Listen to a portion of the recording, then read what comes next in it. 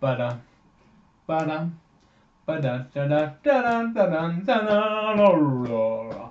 And welcome to another episode of the Walrus and Comic, the sports report that you are ready and dying and waiting to listen to every week. Brett, we're back, and there's a lot to talk about. A lot of sports to talk about. So many sports, maybe we divide this into 2 different episodes. Maybe. Who knows? But I was thinking we just jump right into it.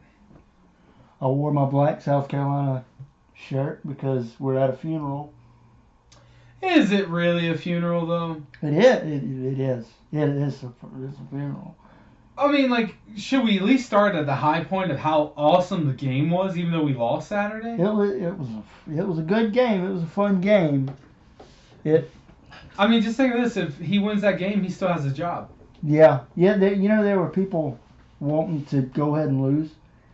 Like, let's go ahead and lose so we go ahead and fire bus ship. How can you call yourself a fan of a team if you're rooting for your team to lose? Here's what I'm gonna. No, tell me. I want to know. You can't. How do you call yourself a fan if you want your team to lose so you can fire your head coach?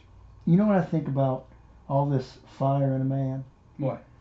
Everybody that wanted Muschamp fired needs to be followed around at their job, and you better be a winner. That's right. Oh, you better be a winner, because guess what? If you're not a winner at your job, get the fuck out. Get out. Listen, the nature of this program, not just South Carolina, but like the nature of college football as a whole is stupid. Yeah. The idea that your team has to win 10 games every year is stupid. Yeah, I know. Your athletes may not be better than the athletes that are suited across from them. And you know what? You can't change that in the year that you're playing. And that only changes in the future and beyond. That was what I was saying, like when the game we went to last season, when people were yelling at Muschamp, and the guys at Vanderbilt were just better athletes than the guys on the field. He called the right play, and I've said this I don't know how many times, but the one play, the vertical, he had the right play. He had man-to-man. He had a corner on that wide receiver who should have been there to defend. It should have been a 50-50 ball. You had the guy, and the Vanderbilt wide receiver just smoked his ass. Tell me this. Do you think if Will Muschamp could have changed the outcome of the game like Saturday, do you think he would have started Helinski over Colin Hill? Do you think that he legitimately thinks right now if he would have started Helinski, he would have won that game? Do you think Helinski's a better quarterback than Colin Hill? No. See, I do. 100% do.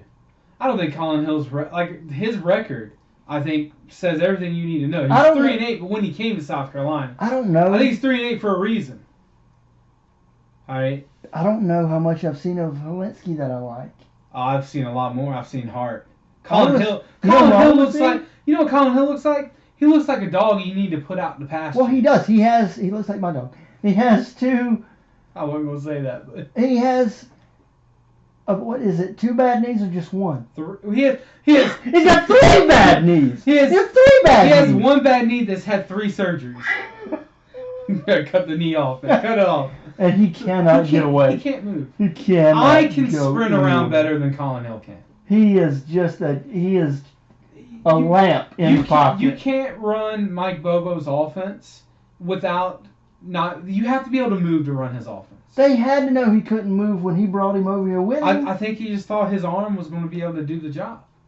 Well, it's not. No, it's not. But you know who I thought? You know who I still think is the guy? You know who I thought was going to get the start Saturday? Yeah.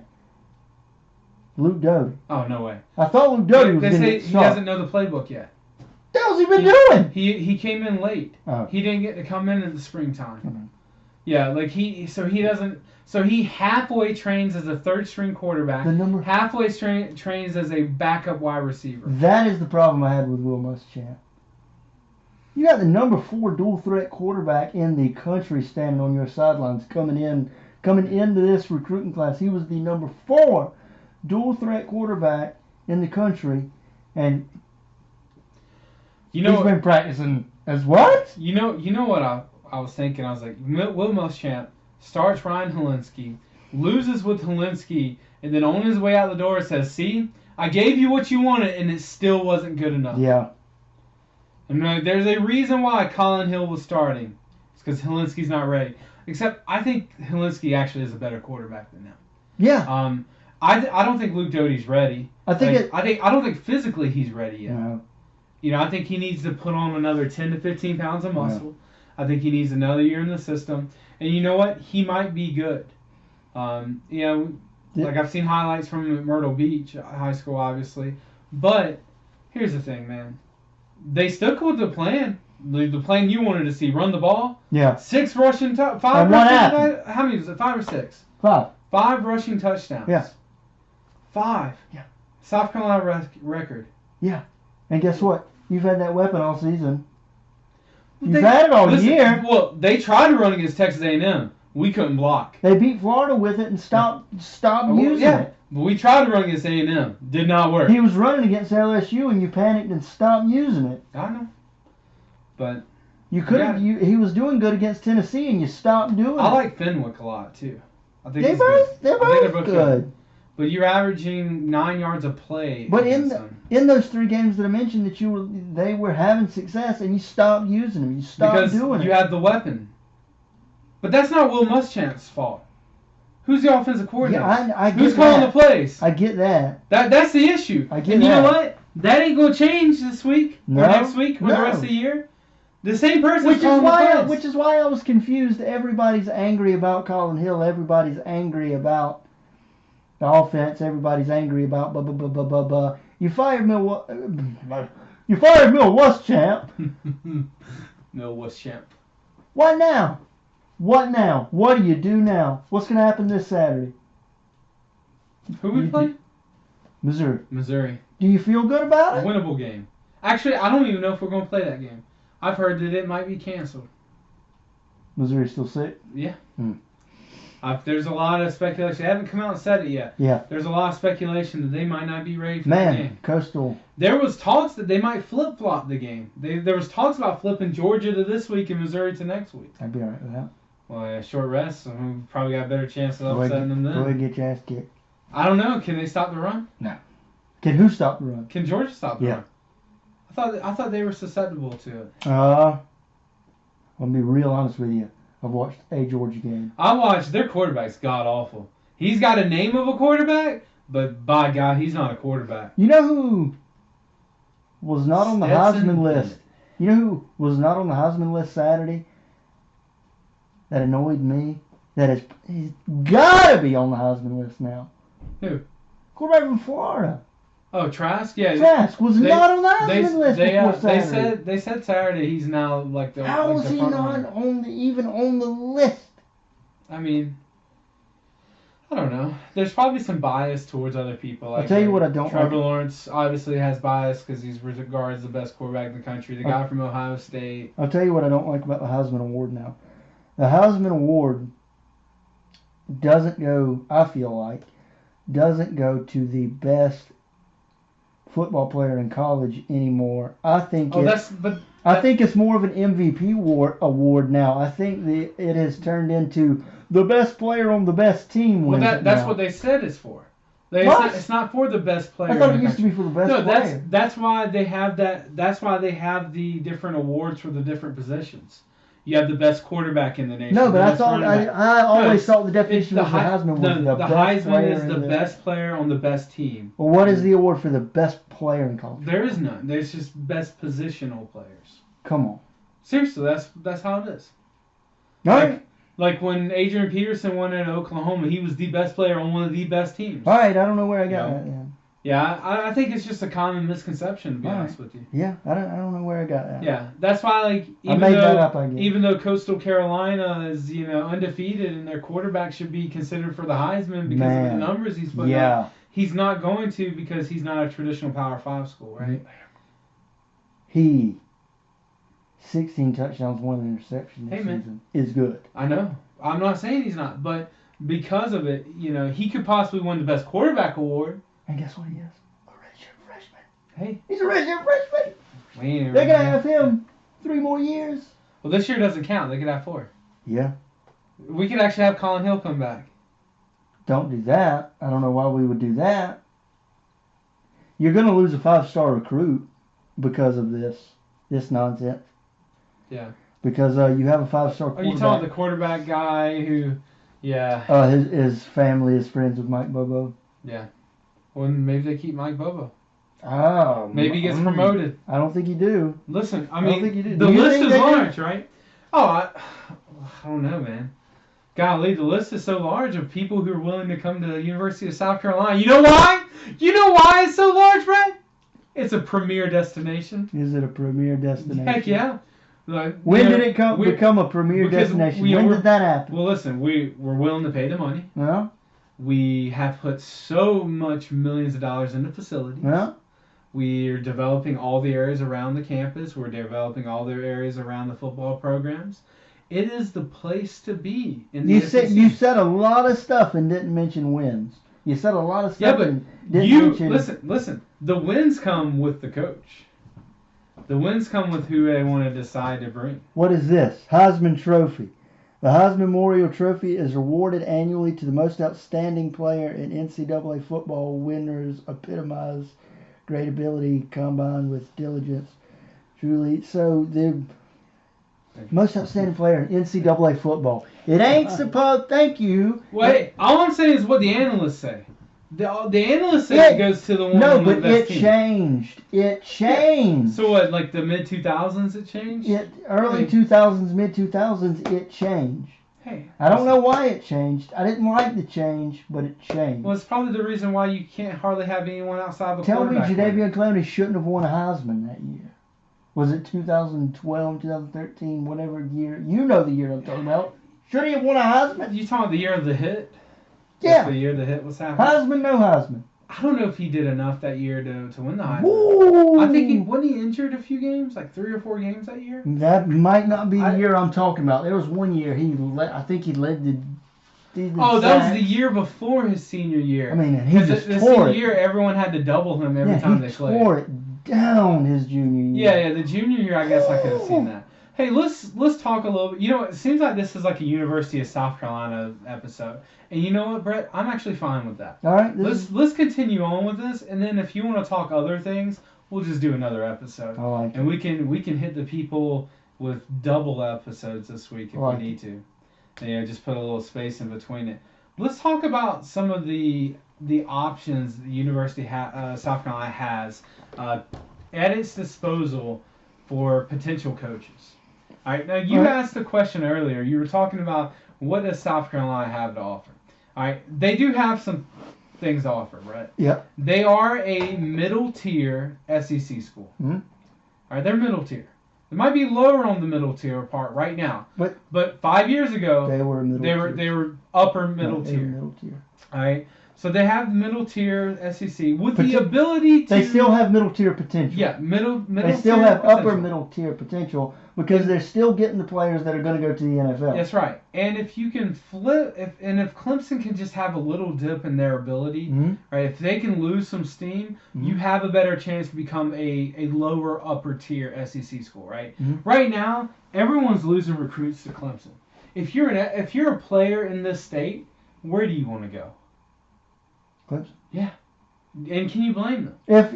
I feel like if you're a player in the country right now, you know, Clemson's getting a movie on Disney Plus. Yeah. Clemson's getting a movie. And you know what? That's actually kind of cool. I think the story behind it is great, and they deserve that. But I think what that shows is, I don't think Alabama and Ohio State are the big market. They're not the prize chicken anymore. Do you want to talk about why it might be that way? You want to talk about why people around the country can fall in love with Clemson because it's been so long with Alabama and Ohio State. I don't even think it's that. A small farm school. What is it? I think it's because Alabama, the state of Alabama, has the hick mentality. People look at them and they're like, oh, they're a bunch of rednecks. Yep. All right, Ohio. No one likes the state of Ohio. Not even people who live in Ohio. That's the Myrtle Beach. Oh, Ohio. All right, but. Think about it. If you're a California boy or girl, you know Clemson's got the colors, purple and orange, unique, flashy, right? Yep. Different colors. Okay, they're not that dull, dark colors. Okay, like a traditional thing. All right. They got a quarterback who's been leading them for 3 years. Yep. Who is a California boy. Yeah. Right? He's got the long flowy hair. Sunshine off Remember the Titans, right? Yeah. He's that type of personality. And you know what? Their team, even though Dabo's like a religious guy, their team has a lot of flair, right? Yeah. A lot of pizzazz. They're almost almost like the Miami University team of the '90s. Not really. They're kind of like the Southern Cal Trojans. Yeah. With Matt Leinart and Reggie Bush there, right? They have an edge to them. They have that. They don't feel like a country school. Right. They don't. They feel more Californian. They feel more West Coasty. Like it's hip. Yeah. Now, if you went to the area, and also another thing they have going for them. Have you ever been to Clemson? I haven't. Oh, I've heard it's a nice place. I'm gonna tell you this. This comes from a Carolina fan. Okay. I had been to more Clemson games before I went to college than I had Carolina games. Because growing up, all my youth pastors were Clemson fans. Yeah. Where you do a youth group. You take them to the FCA rally in the Valley. Which is every year FCA holds a rally at Clemson. And there's like a game like the years we went, you play Temple or whatever. And they had the big rally in Clemson and you get your seats and all that stuff. Listen, I went to summer science and engineering camp at Clemson in the 8th grade. I ran down the hill in the 8th grade. Touched Howard's Rock and ran down the hill. That's cool. All right. Now, at 360 pounds in 8th grade, running down that hill, I couldn't really stop that well. All right. I kept going. And I was out of breath. But when I stayed there for a week and like lived like a college student in the 8th grade. It was weird. It wasn't much rules. But like, and then watching it grow up, when I was at Charleston Southern, I dated a girl from Pickens, 20 minutes from Clemson. So we used to do a lot of our dates in downtown Clemson. There's a really nice sushi place. It's homey, it's chill, it's got a cookout, like it's growing up now, but it was like a hidden gem, right? Right. And there's a lake, it's a really nice spot. You go to Columbia, it's just hot, muggy, and city, and homeless people. Clemson's a different thing. So they have all that combination working together for it, right? But doesn't it feel like to you that Clemson is the new, it is the gold, like it is the goose that lays the golden eggs for the NCAA. People love to pull for them. Like they are. I mean, it's not Ohio State anymore. It's not USC anymore. Who's really pulling against them? South Carolina fans. Like, maybe Ohio State fans. Because if I'm an Ohio State fan, I don't like And Alabama fans. And Alabama fans. The people that you surpassed. Yeah, so typical. The people that you pushed out of the way don't like you. That's it. Now, them and Alabama had a good feud going, right? Yeah, but for 3 or 4 years. I don't know. I don't know if they passed them. I think they might be on par with each other. I think that Clemson has the edge this year because I don't think Alabama has a quarterback that really can compete. I think Clemson does have the decisive edge. Mm-hmm. Now, I'll be honest with you. Ohio State kind of intrigues me because their quarterback, I think, is a lot better than people really realize. And the running back. I think Ohio State and Indiana is going to end up being more interesting than people think. Because right now Ohio State I think is favored by 28 points, and I don't like that. I don't think it is.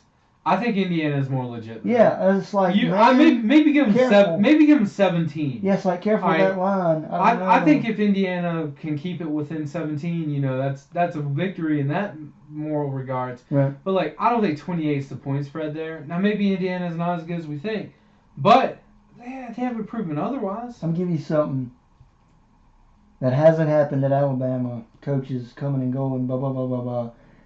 That could happen at Clemson. And you tell me what would happen at Clemson if this were to occur, because I can see the chain of events leading to this. Yeah. Okay? Let's say the end of this college football season, right at the end of this college football season, South Carolina decides to go after Brent Venables. Mm-hmm. And they get him. I think you already found the title of this podcast, actually. Venables to South Carolina, ?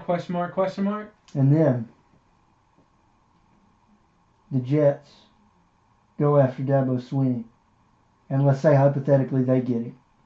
Venables is out, Swinney's out. You know what's... What happens? Can I tell you this?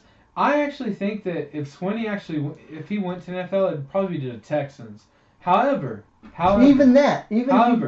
if he went to the Jets with the promise of the number one pick and the pick and his he guy, takes Lawrence and goes Lawrence. I think here's the one thing the Jets can provide that other places can't. Their organization is so bad, they can say to Dabo, we'll give you 5 years without firing you. Yeah. You know why? Because they've given Adam Gase, and everyone's been wanting him gone for 3 years, and he still has a job. So there's no winning culture there, so there's really no pressure to win. Yeah, so the next guy is the guy you actually sell more tickets, I think, if you hire Dabo. If you have Swinney and Lawrence coming in. You have Lawrence coming in. You sell tickets for that.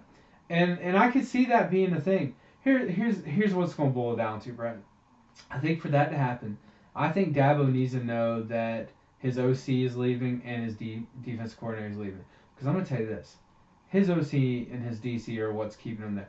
He doesn't have great coaching ability. He's a great motivator. Yeah. He's a great, persona. And he has the pieces around him holding it up. He's great at picking the right people to surround himself with to be successful. Right.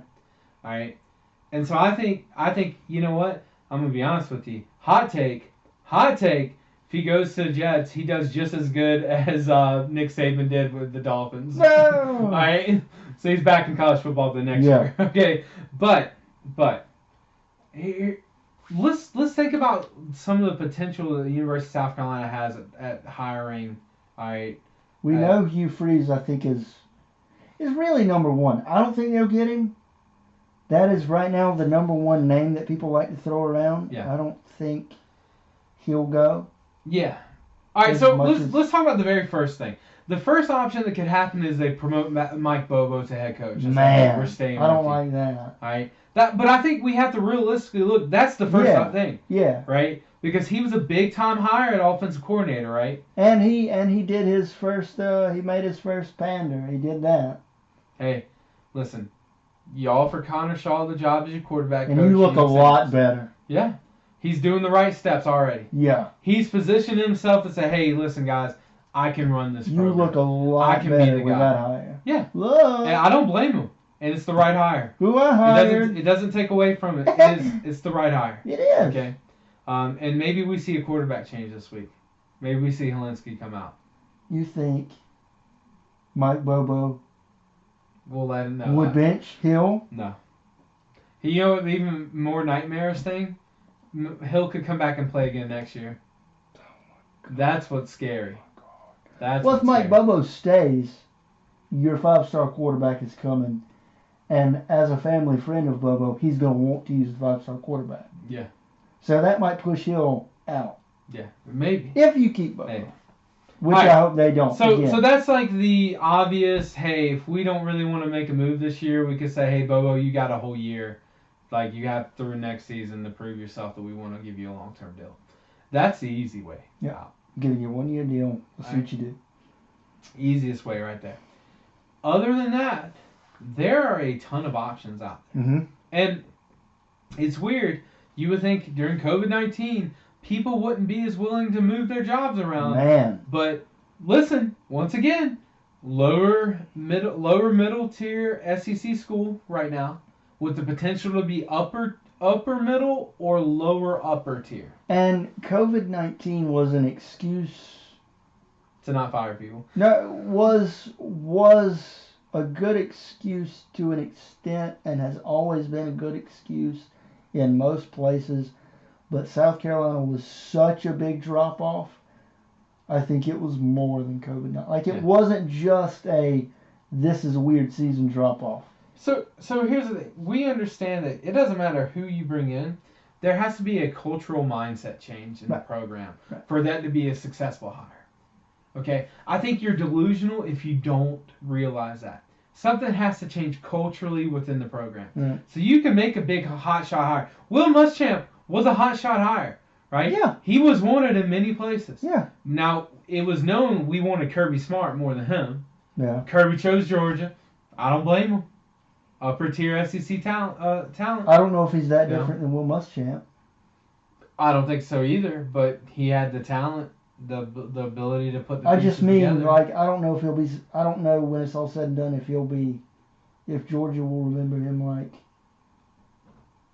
Oh, Florida was yeah. better than Georgia. Yeah. Well, who was the coach at Georgia that everyone loved? What was that guy's name? Mark Richt. What a great coach. Yeah. And imagine having to follow his footsteps coming in, and I mean that was a tough thing. All right, Florida's back. You officially can say Florida's back. Woo! They are a powerhouse SEC school. I'm calling it right now. Hot take: they beat Alabama in the SEC title game. Yeah. I think you'll see Florida and Alabama out of the top 4. How fun to. Let me pull up their schedule because let me tell you what I'm pulling for now. I think Notre Dame just got through their toughest game left on their schedule. I don't know. I hadn't seen the rest of their schedule except once. I think it was their toughest. But, I'm hoping they win out because I want to see Florida. I want to see Clemson, Notre Dame, too. Yeah, I think you see Clemson, Notre Dame, too. I think you see Florida, Alabama, Ohio State, Indiana, and then I don't care in the Pac-12 or whatever. Like, I don't think any of them are going to actually be relevant. Yeah. But, so, I think Clemson beats Notre Dame again this time, for the first time. Yeah. So I think Clemson with Trevor Lawrence beats Notre Dame. Mm-hmm. I think Florida beats Alabama convincingly. Okay. I think that Ohio State does beat Indiana, even though I want it to go the other way. Mm-hmm. All right. So you have 1, 2, 3, and then the 4th spot you either give it. Notre Dame stays in. You either Notre Dame stays in, depending on how bad the loss is. Yeah. Now, if it's another double overtime, Notre Dame stays in. If Trevor Lawrence lights them up and puts 54 on the board and they win by 30 points, Alabama, if they don't get killed, even if they get killed by Florida, Alabama stays up there probably. Yeah. Which is, I mean, the Big Ten doesn't really have much. They have lost teams, already. This is a stupid question. Would, let's say, Florida and Clemson get the blowouts? Okay. Is Cincinnati getting that spot? I forgot about Cincinnati. Is Cincinnati getting that spot? They make the big move? Can we put someone in there that wouldn't traditionally be in there? Yeah, will they give Cincinnati? What if Coastal Carolina goes undefeated, beats Liberty at the end of the year, because they're going to reschedule that game? What if Liberty... It hasn't been canceled yet. Troy got moved. Oh, okay. Troy got moved. All right, so what if Liberty beats NC State, mm-hmm. all right, and then they go into playing Coastal Carolina, both undefeated, and that game goes like 54-52 in one direction, all right? But one of those teams, what if they run the table? Can we put them in? Give them the shot. Give them the shot that Boise State team should have had that went undefeated. I think they both... And they beat Oklahoma in the bowl game. I think your problem is they both started too far out. They both started too far away from the top 4 to climb. Here's the thing. I get that. But if one of them goes undefeated and they're in that 6th spot, I think you might could pull the trigger. I would love. Hey, Coastal Carolina is the darling of the NCAA right now, right? God. Like they're the darling of ESPN. Yeah. Like they bring them up so much now. You can make that decision. And I don't think people are going to fault you for it. No. And also, listen, not long ago, Coastal Carolina won the NCAA baseball national title. But I know it's a different sport. I feel like... But it put them on the map. It made them noticeable. They got the Smurf turf, right? The teal turf. Yeah. I don't know what they call it. I feel like I know what would happen if a Clemson or a Florida end up getting a hold of Coastal. But does that matter? Like, it doesn't. Don't you just give them the shot? You do. And say, hey, you know what? Right's right. Let's do it. And say it was fun. All right. Now, we know whatever of those top 3 teams get that matchup, it's projected an easy win. Yeah. But what if? What if you get, like, Indiana versus Coastal Carolina in, like, a major bowl game, and they beat Indiana? And, like, they beat Indiana convincingly to the point where, like, Ohio State beats Indiana, and you'd be like, could have done it. What I didn't like... Do they declare themselves national champions like UCF did that year for Alabama? They wanted to play Alabama. What I didn't like is first or second bowl projections came out this week. Yeah. And one of the ESPN guys had Coastal Carolina projected to go to the Myrtle Beach Bowl. Wait, there's a bowl game in Myrtle Beach this year? Yeah. At their stadium. Don't do that.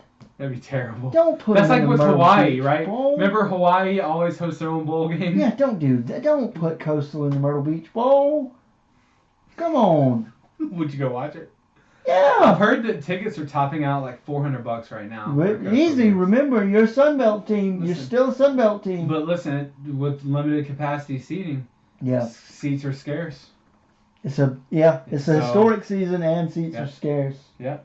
So drives the price. All right, let's go back. Let's talk about potential head coach hires. Yeah, we got off on a tangent. Hey, listen, it's okay. I know people love our tangents. That's where we make our money, except we're not really making money yet. But let's go back here. So we talked about the most obvious thing is you give Mike Bobo 1 year and say, hey, you have a next full season to prove yourself. Yeah. Let's say that doesn't happen, and like Ray Tanner's got people are breathing out his neck right now because people are calling for his job, and he's much better baseball coach than AD. I think most people will tell you that. Yeah. I think you go back to. I think most of the problems University of South Carolina is having are his problems. I think the issue is an AD shouldn't be a coach. I think an AD should be a business person, someone who knows how to manage things in a different way. But and I think that's the issue with that. Because I've said a lot of times how South Carolina seems to have the same problem across multiple sports. Yeah. And that doesn't come from the individual coaches. Well, that's why we said earlier there has to be some type of cultural change that happens within the program. Okay. Most obvious one that people are talking about, Hugh Freeze. I don't think he does. I don't think he comes. Liberty head coach, who has gotten a second chance. Just signed an extension. Right? Just signed an extension. But let's talk about got a second chance from a university that's a religious university. Mm-hmm. All right. Hugh Freeze got in trouble for soliciting a prostitute using a university telephone. All right. So cheating on his wife. He's married. Mm-hmm. Cheating on his wife with a prostitute using the phone from the school. All right, an SEC school. Ole Miss? Was Ole Miss? Yep. All right. Liberty, very religious school. Very religious school. Mm-hmm. Actually, used to be known, you know what their nickname used to be before they changed it because the meaning changed? What? They used to be the Liberty Flamers. Hey! And then that term changed. The Liberty Flamers! So they changed to the flame. They dropped the Ers. Would you just stop now? So we used to be in the division with Charleston Southern, and we used to do Flamer chants when they came in. Flamers! And I know it's not politically correct now. I should apologize for that. I shouldn't. All right, listen. See me tomorrow night at Carolina Comedy Cabana. He's known. He's come out and said, Liberty gave me a second chance. I don't expect anyone to be willing to talk to me because of it, but they gave me the chance. He's turned the program around. I think he only has 6 losses with them while he's been there in 2 years. He's turned the program around.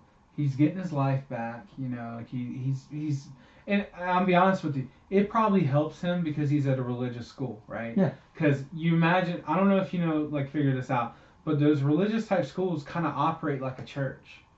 Right? Your president of the school is kind of like the head pastor. So like the coaches in those schools will be actually accountable to the president. Like they'll meet together, they'll do Bible studies together. So this actually probably is the best for him. Just like being an AA. It's Hookers Anonymous. He's what he's in.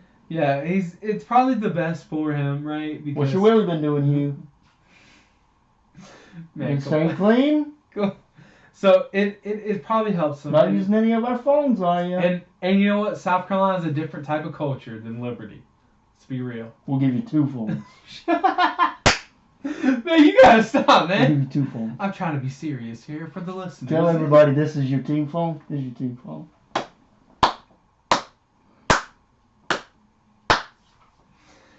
Whatever you get for you, get for me. Here's your team phone. Alright. Man, you're bad. A different culture in South Carolina. The next most likely person, and people don't want to hear this. I don't even think South Carolina fans probably want to hear this, but definitely Clemson fans don't want to hear this. I think the offensive coordinator, Tony Elliott from Clemson, is actually the next most popular pick. I like that idea. All right. You're a different type of South Carolina fan. This has already been established, right? Mm-hmm. When you're talking like the things, the sanctity of a rivalry, which I don't see as a rivalry because I think you have to be competitive. Yeah, I think it needs to be competitive to be a rivalry. But I think our real rival is the Georgia Bulldogs. I can see that. That's our rival. Yeah, because if you beat Georgia and lose to Clemson, you still see it as a successful year. We did good this year. You know? We beat Georgia. Yeah. Yeah. No, I get that. In-state rival, you know. Tony Elliott, phenomenal coach. Yeah. Obviously looking to get out and establish a name for himself. Right. And what a place to do it. And yeah, if you flip to the rival team and you're able and to you can take the big ones down. Yeah. And you go. There's your name. All right, listen. All right. Dabo Swinney's made it a popular thing to want to coach in the ACC, right? He's at. But could you imagine going? You're Tony Elliott. You're with the best of the best in the ACC. Mm-hmm. The next logical step wouldn't be to go to a Virginia or something like that. Everyone talks about how can you get back into the SEC when you leave. How do you get into the SEC? Right. And Tony Elliott, if he wants to make a name for himself, go to South Carolina and win 10 games your first or second year. Go to South Carolina and get you to the SEC title game in 3 years. Go to South Carolina and get into the top, become a top 10 team consistently. Yeah. You're a hero. We saw what they did to Spurrier. Yeah. I mean, by God, the guy you don't like and you think, you have a lot against him. Undersold us. All right? Yeah. But look at what they did to Spurrier. I know. I mean, I could picture. Listen, I'm telling you, in our lifetime, I could picture a statue of Steve Spurrier at our stadium. Which is, I think, it's hilarious. We went to when we played Florida this year. We played in Spurrier Field. Yeah. Listen, I know. But I think Tony Elliott, if he wants to make the jump, South Carolina is a perfect opportunity. Because you will get time. We gave Muschamp, 5 years? Yeah. 5, 6 years. You have time. All right. Listen, even at Clemson, Dabo had 5 years before he hit it big, right? The Venables hire. Yeah. That was the hire that changed the whole trajectory, right? Yeah. 5 years in, Clemson fans were calling for Dabo's job. Woo! They don't want to remember that. Imagine. They don't want to remember that. But the year before y'all break out and you become a powerhouse, you wanted him fired. All right? Just remember that. Woo! Tony Elliott, come on down. Come on down. Next has to be the defensive coordinator. Yeah. Or is that not the highest? I listen. He's he's lower on the list because he's a less likelihood. Yeah. But Brent Venables. What good Lord would hire that would be? Imagine being a Clemson fan and your DC goes to South Carolina. The highest paid assistant in college football goes to your rival. He's got to be, $6 million a year? Something like that. I know he's the highest 5.5, 6. I know he is the highest paid Dabo's 9, right? Yeah, something like that. Because he took less money to give Brent more money. Yeah. I think this is what happens. I think he's like 5.5, $6 million a year.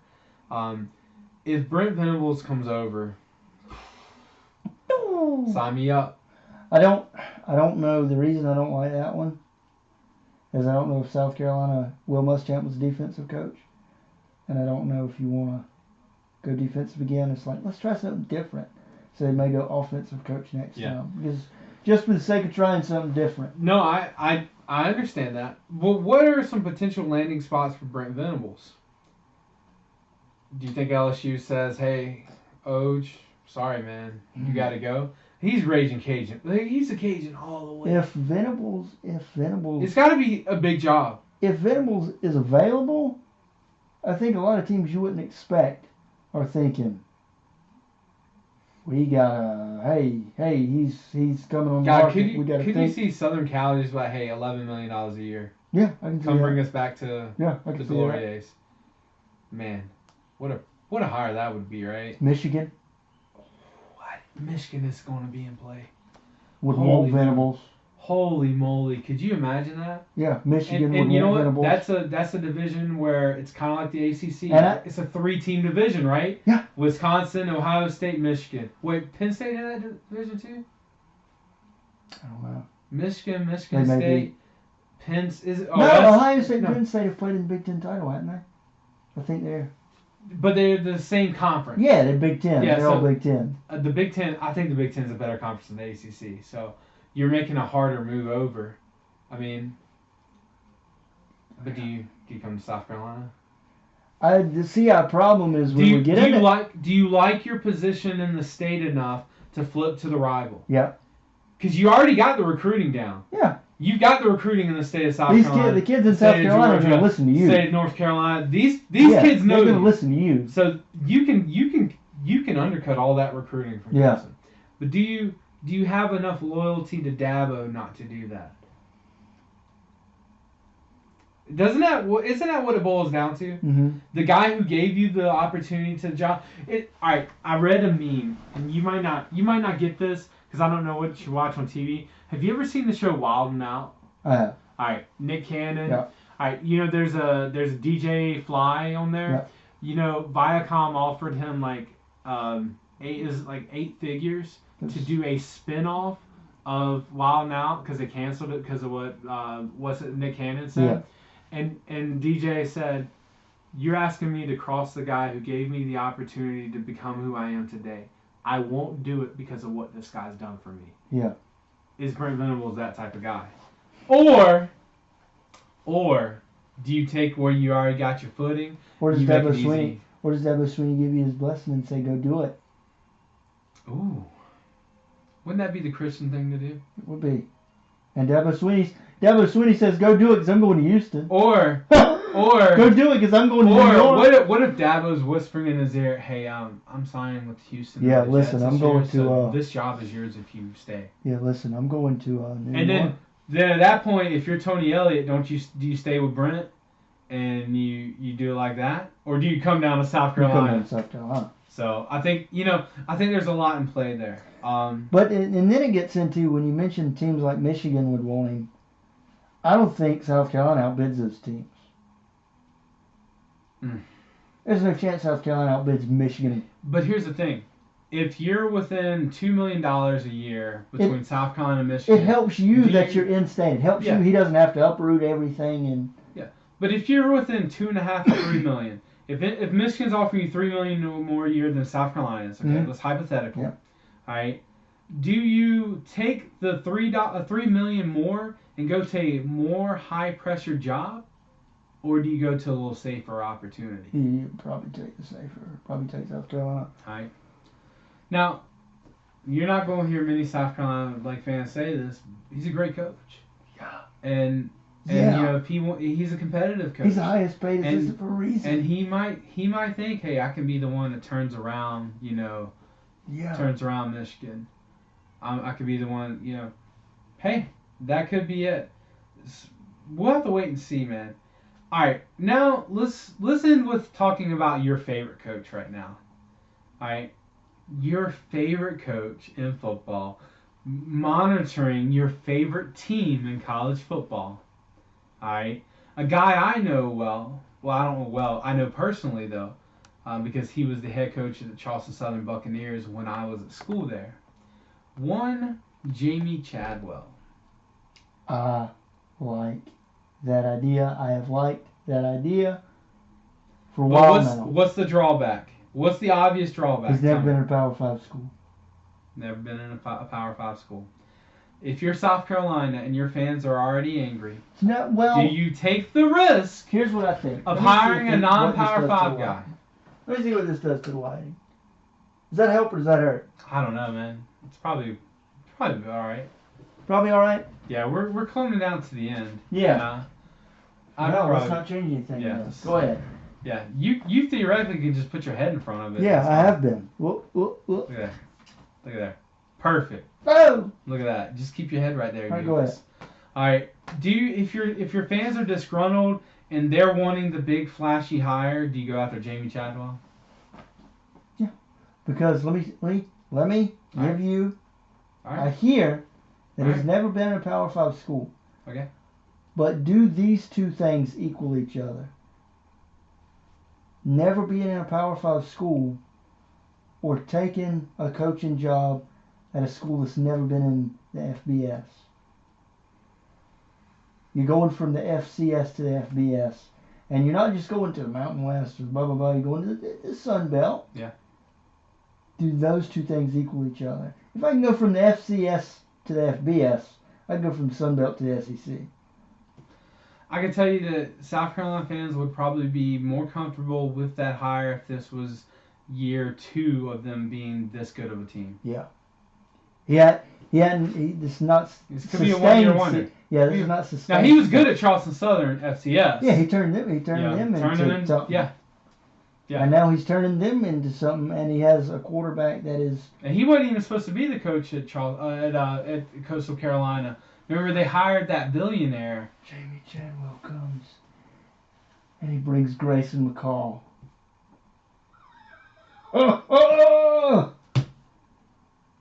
He brings Grayson McCall with him. Well, I think you would have to sit a year. Brand new. For transfer reasons. Your FBS going to FBS. Yeah, I thought you. No, you have to sit for a year. Yeah, you're right. You wouldn't be able. I mean, that point it made no sense, I guess, unless he came as a graduate transfer. Yeah. But here's the thing, man. It's sorry, my little cousin started wrestling practice today. Hey! For the High School Bulldogs. And he was sending me a picture. He's like, first day of wrestling, let's go. Oh, yeah. Send a picture of the mat. So, you know, that just brings so much joy to my soul right there. But, you know, here's the thing. I love the guy. I would be fine with the hire, but I'm going to say it's a no-go for South Carolina fans. And I think that the university is going to hold out to the end of the year to see if Brent Venables makes the decision he wants to go, or Tony Elliott makes the decision he wants to go, or, you know, something like that happens. Mm. But who knows? Right. It's 2020. Yeah. It's COVID season.